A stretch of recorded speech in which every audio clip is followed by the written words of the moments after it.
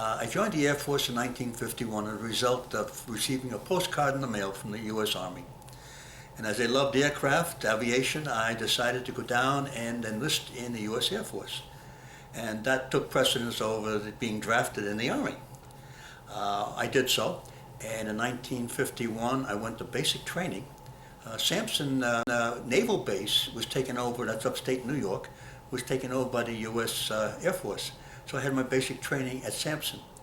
After leaving Sampson and being asked what would I like to do, I said I'd like to be a pilot. They said, you can't be a pilot unless you're a college graduate, which you are not. I said, well, just put me up in an aircraft. I'll be a crew member, anything up in the sky. So they said, all right, we'll slot you for aerial gunnery training. And I was shipped to Lowry Air Force Base outside of Denver. And the sad part of that was that there were two sections. One was an aerial gunner, and one was an armament specialist. The armament specialist obviously did not fly, the aerial gunner did. And when my name was called, I was put into the armament group. And that was not what my desire was. So I had a meeting with the first sergeant, which I called for. And I said, I really almost poured my heart out. I said, I can't do this. I want to be a crew member. He said, well, go back to the barracks. In a few days, I'll call you if one of the candidates for aerial gunnery flunks his flight physical. He called me.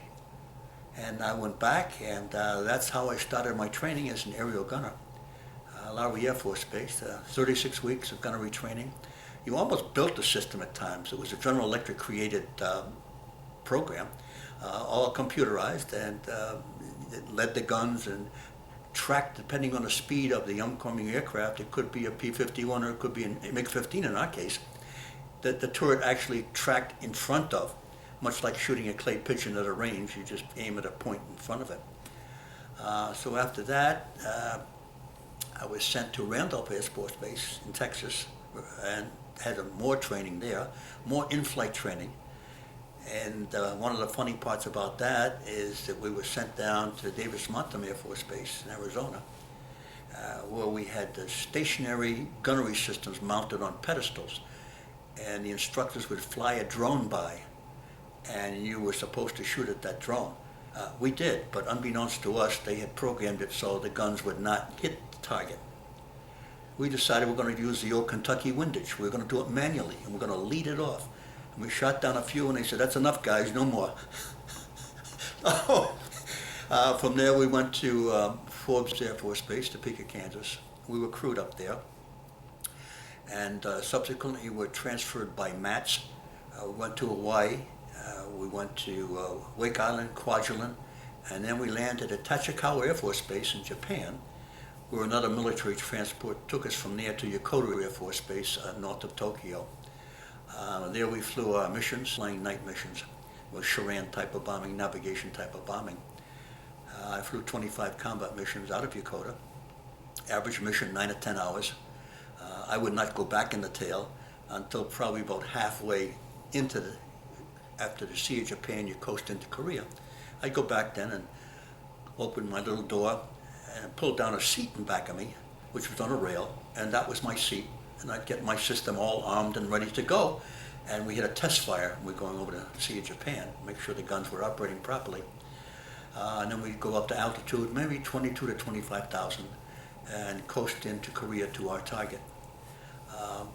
We had targets that were marshalling yards for railroad, bridges, airfield, and then we had the biggie, as they call it, and that was in the top northern part of Korea on the Yellow River, and right on the side of that was Manchuria, China, and they had a hydroelectric plant called the Suiho hydroelectric plant, and it supported about 80% of the power that went into North Korea. So the powers in the U.S. Air Force said, well, let's take out the bridge. We were not supposed to hit the bridge itself. We were to bomb the hydroelectric facility where they had all the generators and equipment. We had the largest bombs I ever saw in my life. We had 2,000-pound armor-piercing bombs. Of course, the B-29 could carry only 20,000 pounds of bombs. So we had 10 of those beautiful things on board, and they did the job. Not completely, but it did a job to slow it down and put it out of commission for a while. That was the most difficult mission, and on it they lost a few planes immediately over the target.